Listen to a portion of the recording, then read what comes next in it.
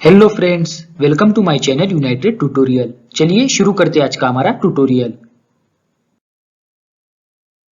Living world and classification of microbes, यह chapter हमारा चालू है। अब तक हमने इसमें 5 किंगडम सिस्टम ऑफ क्लासिफिकेशन देखा।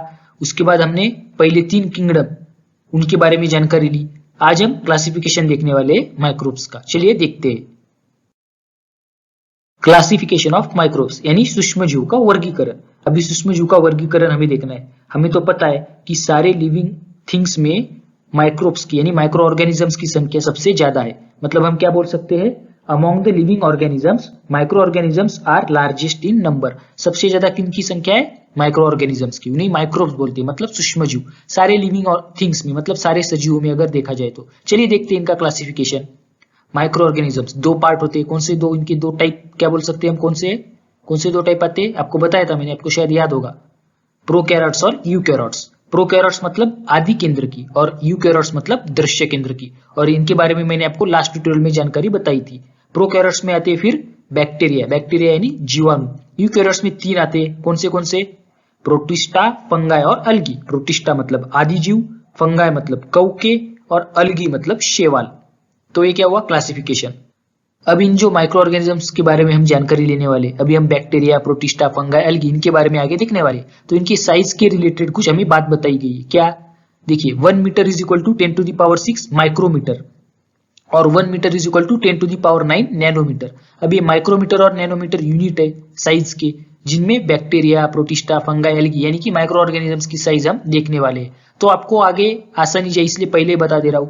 1 metre is equal to 10 to the power 6 micrometre और 1 metre is equal to 10 to the power 9 nanometre. तो जो नैनोमीटर है वो छोटा यूनिट होता है माइक्रोमीटर से। तो आपको ये पता चल गया होगा। चलिए आगे देखते हैं। बैक्टीरिया, बैक्टीरिया यानी जीवाणु। क्या होता है जीवाणु, बैक्टीरिया? पहले इनकी साइज देखते हैं। क्या है इनकी साइज? 1 micrometre to 10 micrometer. अभी मैंने आपको बताया था माइक्रोमीटर यूनिट है। हमें क्या देखा था अभी? 1 metre is equal to 10 to the power 6 micrometre. तो साइज क्या है? 1 माइक्रोमीटर टू 10 माइक्रोमीटर बैक्टीरिया की साइज होती है। बैक्टीरिया मतलब जीवाणु। Unicellular independent parasitic organisms, sometimes many bacteria together form colonies. क्या बोला? यूनिसेल्युलर यानी एक पेशीय होते। कैसे होते? एक पेशीय होते। और क्या बोला? Independent parasitic organisms. इंडिपेंडेंट मतलब स्वतंत्र होते, वो अपना स्वतंत्र जीवन जीते। लेकिन कई बार क्या होता है? कॉलोनीज बनाते। Sometimes many bacteria together form colonies, मतलब कई बार कई सारे बैक्टीरिया एकत्र जमा हो जाते हैं और वसाहत बनाते। कॉलोनी मतलब वसाहत, उनकी वसाहत होती है, वो भी बनाते। कभी कभी इंडिपेंडेंट यानी स्वतंत्र भी रहते। Bacterial cell is prokaryotic with cell wall but distinct nucleus और सेल ऑर्गेनेल्स आर एब्सेंट। क्या बोला है? बैक्टीरियल सेल क्या है? प्रोकैरियोटिक मतलब आदि केंद्र की। क्या बोल सकते हैं हम? जीवाणु की जो पेशी होती है वो आदि केंद्र की होती है। उनमें पेशी भित्तिका होती है। सेल वॉल मतलब पेशी भित्तिका, मगर उनमें डिस्टिंक्ट न्यूक्लियस यानी कोई भी स्वतंत्र ऐसा केंद्रक नहीं होता। और सेल ऑर्गेनल्स आर एब्सेंट, और कोई सेल ऑर्गेनल्स भी नहीं रहते। मतलब पटल युक्त अंग के, ऐसा हम बोल सकते। पटल युक्त अंग के भी उनमें नहीं होते। They reproduce by simple binary fission. Simple binary fission से वो रिप्रोड्यूस करते हैं। उनका प्रजनन जो होता है वो किसके द्वारा होता है? कौन सी प्रोसेस के द्वारा? Simple binary fission. Binary fission को हम क्या बोल सकते हैं? द्विखंडी भवन भी बोल सकते हैं। द्विखंडी भवन द्वारा उनका प्रजनन होता है। In favourable conditions bacteria grow vigorously and can double their number in 20 minutes. क्या बोला है? अगर अनुकूल परिस्थिति रही, फेवरेबल कंडीशन मतलब अनुकूल परिस्थिति। अनुकूल परिस्थिति में जीवाणु जो होते हैं बैक्टीरिया, उनकी संख्या प्रचंड गति से बढ़ती है। मतलब उनका जो बढ़ने का वेग है, मतलब उनकी संख्या बढ़ने का जो वेग है वो बहुत ज्यादा होता है अनुकूल परिस्थिति में। और 20 मिनट में वो डबल हो सकती है, मतलब उनकी संख्या 20 मिनट में डबल हो सकती है। इतना ज्यादा उनका वेग होता है ग्रोथ का। मतलब अनुकूल परिस्थिति में उनकी जो वाढ़ होती है वो बहुत ज्यादा होती है। वाढ़ मतलब संख्या में। अभी हम देखेंगे एग्जाम्पल्स कुछ। एक एग्जाम्पल्स है कोकस, कोकोबैसिलस, स्पिरिलियम, बैक्सिलस, विब्रियो यानी कॉमा शेप्ड। ये क्या है? कुछ एग्जाम्पल्स है बैक्टीरिया के। अभी इनके मराठी में नाम भी होते हैं, जैसे कोकस को गोलानु बोलते हैं, कोकोबैसिलस को दंड गोलानु बोलते हैं, स्पिरिलियम को क्या बोलते हैं? सर्पलिकार, और जो ये क्या वाइब्रियो यानी कॉमा शेप्ड उसे स्वल्प विरामाकृति बोलते। कॉमा मतलब आपको पता है स्वल्प विराम। और बैसिलस है उसको दंड गोलानु बोलते। बैसिलस मतलब दंडाणु, बैसिलस को दंडाणु बोलते। तो हमें नाम से, मराठी के नाम से कुछ ज्यादा मतलब नहीं रखना, हमें बस एग्जाम्पल्स याद रखने। आपको पता होना चाहिए। कोकस, कोकोबैसिलस, बैसिलस, ये सारे क्या है, बैक्टीरिया के एग्जाम्पल है। चलिए अब आगे देखते हैं। प्रोटोजोआ, प्रोटोजोआ मतलब आदि जीव, प्रोटोजोआ होते हैं आदि जीव। उनकी साइज क्या होती है, साइज अप्रोक्सीमेटली 200 माइक्रोमीटर। उनका जो आकार होता है वो अप्रोक्सीमेटली 200 माइक्रोमीटर यानी लगभग 200 माइक्रोमीटर के आसपास उनका साइज होता है। Protozoas are found in soil, fresh water and sea water. Some are found in body of other organisms and are pathogenic. क्या बोला है, प्रोटोजोआ कहाँ पे मिलते हैं जनरली, सॉइल यानी मिट्टी, माटी, फ्रेश वाटर यानी गोड पानी, एंड सी वाटर और सॉल्टी वाटर मतलब समंदर के पानी में भी, खारे पानी में भी वो मिलते। Some are found in body of other organisms and are pathogenic मतलब क्या, कई बार वो दूसरे सजीव के शरीर में भी मिलते हैं और वो पैथोजेनिक है। पैथोजेनिक मतलब उनसे रोग हो सकता है, वो रोग के लिए कारणीभूत होते हैं कई बार। अभी पैथोजन का मतलब आपको पता होगा, डिसीज कॉजिंग ऑर्गेनिजम्स मतलब ऐसे ऑर्गेनिजम्स, ऐसे सूक्ष्म जीव, डिसीज कॉजिंग माइक्रो ऑर्गेनिजम्स, ऐसे सूक्ष्म जीव जिनसे क्या होता है, रोग होता है, जिनसे आजार होता है, उन्हें पैथोजन बोलते हैं। और प्रोटोजोआ कई बार पैथोजेनिक होते हैं मतलब उनसे रोग हो सकता है।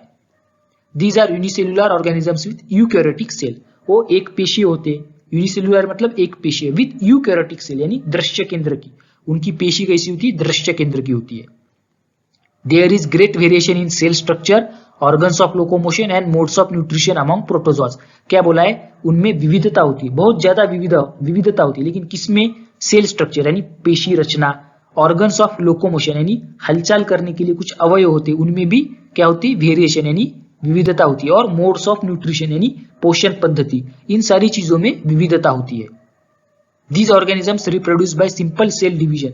ये किससे रिप्रोड्यूस करते हैं, मतलब उनका प्रजनन किसके द्वारा होता है, कौन सी प्रक्रिया के द्वारा, सेल डिवीजन मतलब हम क्या बोल सकते हैं, खंडन, पेशी खंडन भी बोल सकते हैं उसे। सेल डिवीजन के द्वारा इनका रिप्रोडक्शन होता है।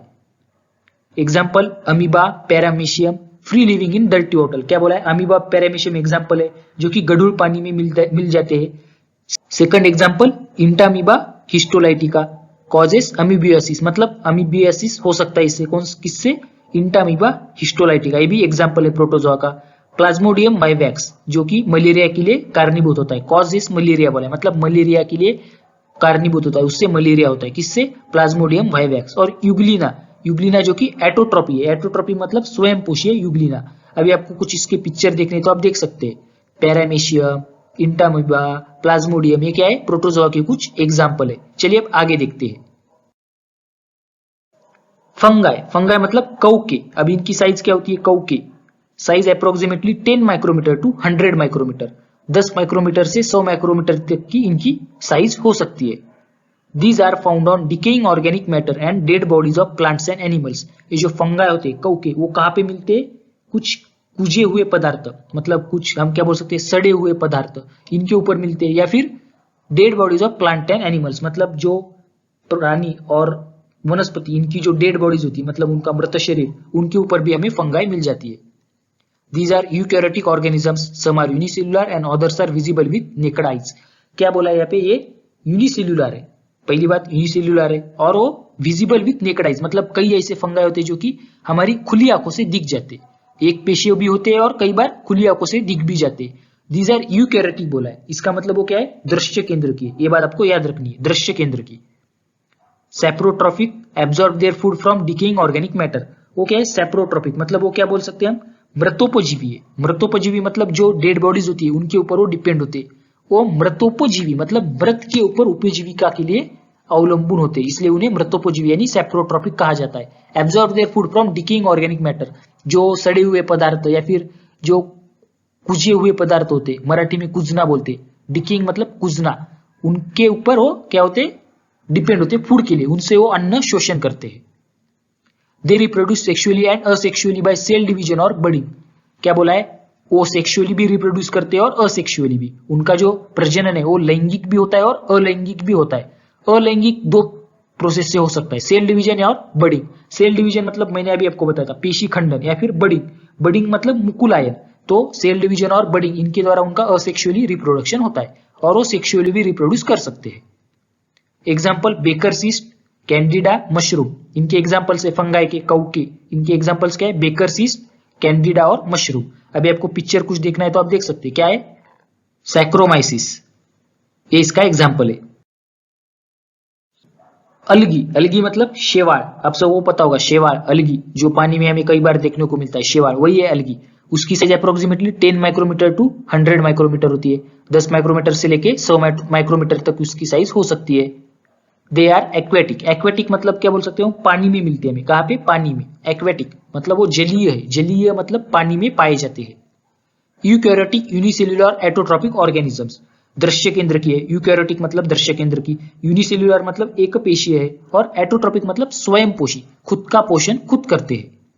Photosynthesis is carried out with the help of chloroplast present in the cell, उनका अंदर फोटोसिंथेसिस होता है। फोटोसिंथेसिस यानी प्रकाश संश्लेषण, हमें पता है प्लांट्स अपना फूड बनाते हैं फोटोसिंथेसिस की प्रोसेस के द्वारा, उसी तरीके से अलगी में भी फोटोसिंथेसिस होता है यानी प्रकाश संश्लेषण होता है।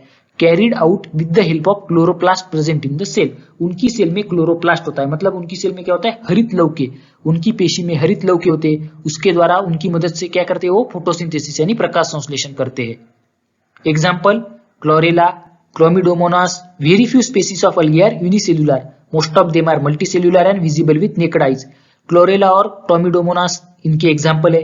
क्या बोला है, very few species of algae are unicellular, मतलब बहुत कम प्रजाति अलगी की क्या होती है, यूनिसेल्युलर यानी एक पेशी होती है। Most of them are multicellular and visible with naked eyes, ज्यादातर वो क्या होते हैं, मल्टीसेल्युलर यानी बहुपेशीय और खुली आंखों से दिखते हैं, मतलब हम उन्हें खुली आंखों से देख सकते हैं। आप लोगों ने भी कई बार देखा होगा पानी में शैवाल होता है हरे हरे रंग का, जिसके ऊपर से हम अपना पैर फिसल जाता है, वो पत्थर के ऊपर भी चढ़ आता है। जब हम पानी में पत्थर के ऊपर पैर रखते हैं तो हमारा पैर फिसल जाता है, क्योंकि वो वहां पे शैवाल होता है, मतलब अलगी होती है, और हमें वो आंखों से भी दिखती है कई बार, तो इसका मतलब वो मल्टीसेल्युलर यानी क्या है, बहुपेशीय और आंखों से दिख सकती है। क्लोरेला एग्जाम्पल है अलगी का, ये क्या है, एग्जाम्पल दिया गया है। वायरसेस, वायरसेस मतलब विषाणु, अभी हमने देखा था जो 5 किंगडम सिस्टम थी किसकी, विटाकर की, उसमें वायरसेस का उसने क्या किया था, वायरसेस को नहीं लिया था, लेकिन फिर भी माइक्रो ऑर्गेनिज्म का टाइप है वायरस तो आएगा ही, तो हमें वायरस के बारे में भी देखना है। वायरसेस मतलब विषाणु, वायरस मतलब विषाणु, उनकी साइज थोड़ी ज्यादा कम होती है, size approximately 10 nanometre to 100 nanometre. हमने देखा था nanometre 1 metre is equal to 10 to the power 9 nanometre, मतलब देखिए 10 के ऊपर 9वां घात आ रहा है, नैनोमीटर लेंगे तो हम, तो मतलब नैनोमीटर बहुत छोटा यूनिट होता है साइज का। मीटर का अगर बहुत छोटा छोटा करेंगे हम तो हमें नैनोमीटर मिलता है, और उसकी साइज कितनी है, 10 नैनोमीटर से 100 नैनोमीटर तक, मतलब वायरस की साइज जनरली बहुत ज्यादा छोटी होती है, बैक्टीरिया फंगाई इनसे भी छोटी होती है।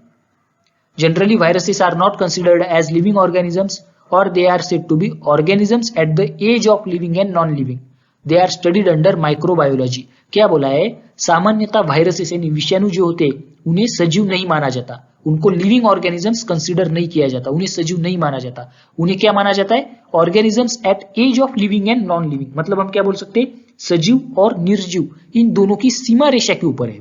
ऐसा कैसे हो सकता है, कोई ऑर्गेनिज्म सजीव भी हो सकता है और निर्जीव भी हो सकता है, हाँ हो सकता है, वायरस ऐसे ही है, वो लिविंग भी होते हैं और नॉन लिविंग भी होते हैं, तो हम उसे क्लियरली लिविंग थिंग्स भी नहीं बोल सकते और नॉन लिविंग भी नहीं बोल सकते, इसलिए उन्हें क्या बोला है, organisms at the edge of living and non living, they are studied under microbiology. Microbiology मतलब सूक्ष्मजीव शास्त्र, उनका अभ्यास कहां पे किया जाता है, सूक्ष्मजीव शास्त्र में।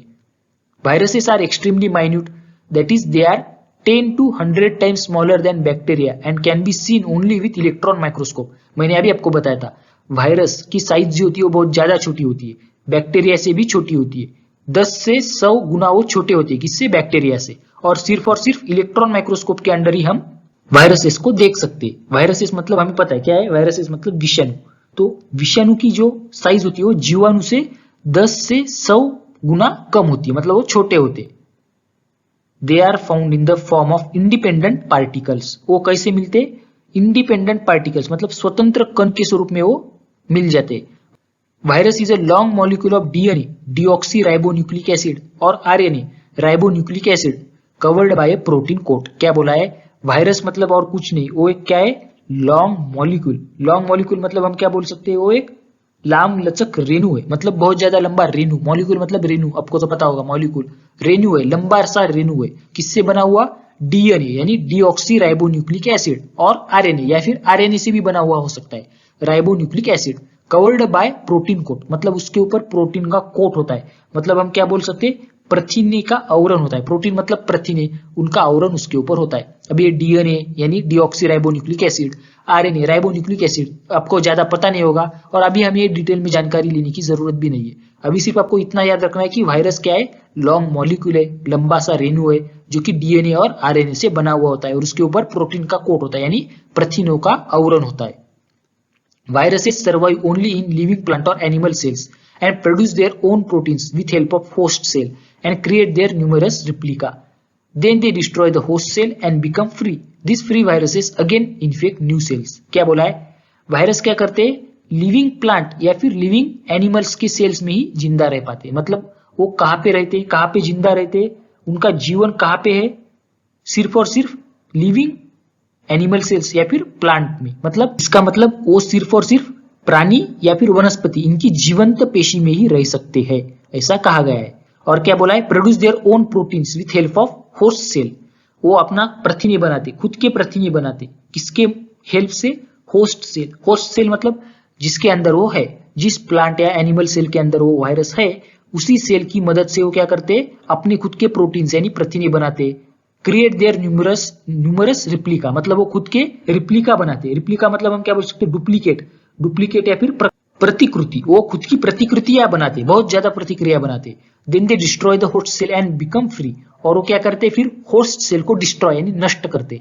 मतलब जिस सेल के अंदर वो रह रहे थे उसी सेल को वो खत्म करते, नष्ट करते और वो फ्री हो जाते यानी स्वतंत्र हो जाते। This free viruses again infect new cell, और फिर से नई कोई सेल पकड़ते और उनको इन्फेक्ट करते। मतलब उनके अंदर जाते, फिर से अपनी रिप्लिकास बनाते, फिर उन्हें डिस्ट्रॉय करते, फिर से फ्री होते। मतलब वायरसेस का काम यही है।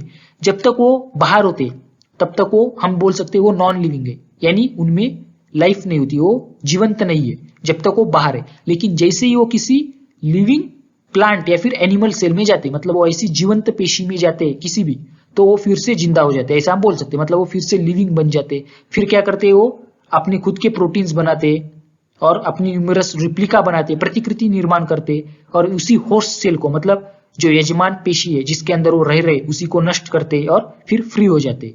तो ये वायरसेस का काम है। अभी आपको पता चल गया होगा कि हम क्यों बोलते हैं वायरसेस को organisms at the edge of living and non living. जब वो बाहर होते, किसी भी जीवंत पेशी के बाहर होते, तब वो नॉन लिविंग होते। लेकिन जैसे ही वो किसी जीवंत पेशी के अंदर चले जाते, वो लिविंग बन जाते, यानी वो सजीव बन जाते। Viruses cause many diseases to plants and animals. Viruses से क्या होता है? डिसीजेस होते हैं प्लांट्स और एनिमल्स को। मतलब आप लोगों ने सुना होगा वायरल इन्फेक्शन है, ये वायरस की वजह से हुआ है। अभी तो आप लोगों को पता भी चल गया होगा, कोरोना वायरस के बारे में आप लोगों ने सुना होगा, बहुत ज्यादा चर्चा हो रही है। और कई सारे वायरसेस के बारे में आप लोगों ने सुना होगा। तो वायरस क्या करते हैं? डिसीज फैलाते हैं, मतलब उनसे डिसीज होता है, रोग होता है, आजार होता है। तो हम बोलते हैं वायरल इन्फेक्शन, मतलब वायरस की वजह से हुआ इन्फेक्शन। ये बात आपको पता होगी। अभी आप वायरस का एग्जाम्पल देखिए, टोमेटो विल्ट वायरस। ये टोमेटो विल्ट वायरस है, मतलब टोमेटो प्लांट आपको पता है, टोमेटो का वनस्पति होता है टोमेटो का, तो उसके ऊपर वायरस होता है। कौन सा वायरस आता है? टोमेटो विल्ट वायरस, जिससे टोमेटो को रोग हो जाता है। मतलब वो जो टोमेटो होते हैं खराब हो जाते हैं, नष्ट हो जाती है। किसकी वजह से? Tomato wilt virus. अभी आपको एग्जाम्पल के तौर पे और बताता हूँ। ह्यूमन में polio virus, influenza virus, HIV यानी एड्स वायरस, CTC। मतलब ह्यूमन मतलब मानव, हम जो होते हैं ह्यूमन है, मानव है। हमारे लिए कौन से वायरस होते हैं? पोलियो वायरस हो सकता है, इन्फ्लुएंजा विषाणु यानी इन्फ्लुएंजा वायरस, HIV यानी एड्स का विषाणु। ये क्या है? ह्यूमन के लिए धोखादायक वायरस, मतलब इनसे हमें आजार हो सकता है। कैटल यानी जानवर, जो जानवर होते हैं, गुर्रे, हम गुर्रे बोलते हैं उन्हें। पिकोरना वायरस, उनके लिए पिकोरना वायरस है। मतलब अगर किसी कैटल को इन्फेक्शन हो रहा है तो पिकोरना वायरस की वजह से हो सकता है। मतलब कैटल को डिसीज किससे हो सकते हैं? पिकोरना वायरस। प्लांट्स यानी वनस्पति, उनमें भी वायरस का अटैक होता है। जैसे टोमेटो में विल्ट वायरस का अभी आप लोगों ने एग्जांपल देखा, टोमेटो विल्ट वायरस। ये क्या करता है? टोमेटो के ऊपर हल्ला करता है और टोमेटो को नष्ट करता है, ऐसा हम बोल सकते हैं। टोबैको मोसाइक वायरस, ये भी एक वायरस है जो कि प्लांट के ऊपर हल्ला करता है, मतलब उनको डिसीज देता है प्लांट को। अभी बैक्टीरिया के ऊपर भी हल्ला करने वाले क्या है? अटैक करने वाले वायरसेस है। अभी एग्जाम्पल दिया गया बैक्टीरियोफाज। अभी ये कौन सा वायरस है? बैक्टीरियोफाज। ये ऐसा वायरस है जो कि बैक्टीरिया के ऊपर हल्ला करता है, मतलब वो बैक्टीरिया के लिए भी खतरनाक है, वो बैक्टीरिया को भी डिसीज दे सकता है। तो आपको पता चल गया होगा, ह्यूमन के लिए polio virus, influenza virus, HIV AIDS, cattle के लिए पिकोरना वायरस, प्लांट्स के लिए tomato wilt virus, tobacco mosaic virus और बैक्टीरिया के लिए बैक्टीरियोफाज। तो ये ऐसे वायरसेस है तो वायरसेस के बारे में हमने देख लिया। अभी एक चार्ट किसका दिया हुआ है, आप लोगों को पता चली गया होगा चार्ट को देख के। टाइप, साइज, कैरेक्टरिस्टिक्स और एग्जांपल्स। टाइप में बैक्टीरिया, प्रोटोजोआ, फंगाई, अलगी और वायरस। अभी जो हमने माइक्रोब्स देखे, सूक्ष्मजीव देखे, वो टाइप्स में है, उनकी साइज दी गई है। Characteristics for example. ये चार्ट क्यों बनाया है ऐसा, क्योंकि अभी हमने जो एग्जांपल्स देखे या फिर जो भी जानकारी हमने देखी बैक्टीरिया, प्रोटोजोआ, फंगाई इनके बारे में, वो सारी क्या थी, कंफ्यूजिंग थी। मतलब हम कंफ्यूज हो सकते हैं, कौन प्रोकैरियोटिक है, कौन यूकैरियोटिक है, कहाँ पे यूनिसेल्युलर है, कहाँ पे मल्टीसेल्युलर है, मतलब कंफ्यूजन है। तो अगर आपको आसानी से याद रखना है तो इस तरीके से चार्ट बनाइए और उस चार्ट के जरिए याद कीजिए। आपको प्रैक्टिस करनी होगी याद करने के लिए, ऐसा चार्ट बनाइए और प्रैक्टिस कीजिए। बैक्टीरिया, उनकी साइज, उनकी कैरेक्टरिस्टिक और एग्जांपल्स। कैरेक्टरिस्टिक्स मैंने लिख के नहीं दिए, लेकिन आपको पहले बताइए, पहले पीछे मैंने। आप चार्ट बनाइए और इस चार्ट को कंप्लीट कीजिए। कैरेक्टरिस्टिक लिखिए हर टाइप की, मतलब बैक्टीरिया, प्रोटोजोआ, फंगाई, अलगे और वायरस के, और उनके एग्जांपल भी लिखिए और उसको एक दो बार पढ़ा कीजिए, मतलब आपको अच्छे से याद में आ जाएगा। तो आज हमने क्या क्या देखा, हमने जानकारी ली किसकी, बैक्टीरिया, प्रोटोजोआ, फंगाई, अलगे और वायरस। उनकी साइज देखी, उनकी कैरेक्टरिस्टिक देखे और उनके एग्जांपल्स भी देखे। आप लोगों ने सारे पॉइंट्स नोट डाउन करके लिए होंगे, ऐसी आशा करता हूं। और यहाँ पे हमारा ये चैप्टर खत्म होता है।